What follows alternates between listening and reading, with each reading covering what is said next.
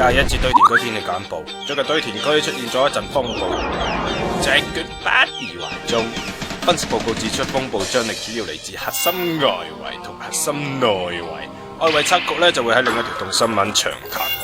而家我哋就為大家呈現核心內圍報告。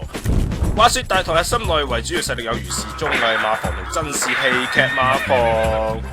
尋日我哋收到風，由前戲劇製作部總監梁家樹愛將關永忠監製嘅新劇《親親我好媽》出咗事啊！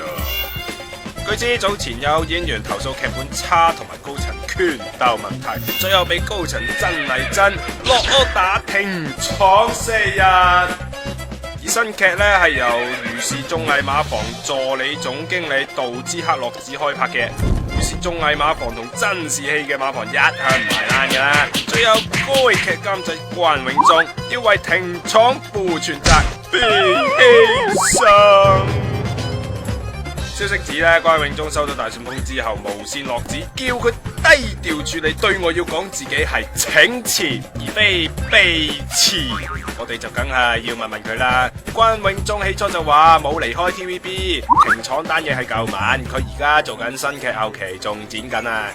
不過傳聞真係傳得閒而還又似真咯。之後我哋再打俾關永忠，佢就講咗話唔係未辭職，係未走。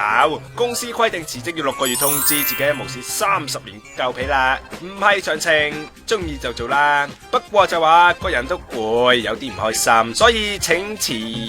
至於係咪關停廠單嘢事呢？佢就強調停廠停外景成日都有，牽涉搭景檔期，其實單嘢係煲大咗，冇乜大問題話。最後講到如真內鬥，關永忠就話 TVB 係老細，佢哋出 TVB 糧，上邊有乜指示就做乜，自己好少同老細打交道啊。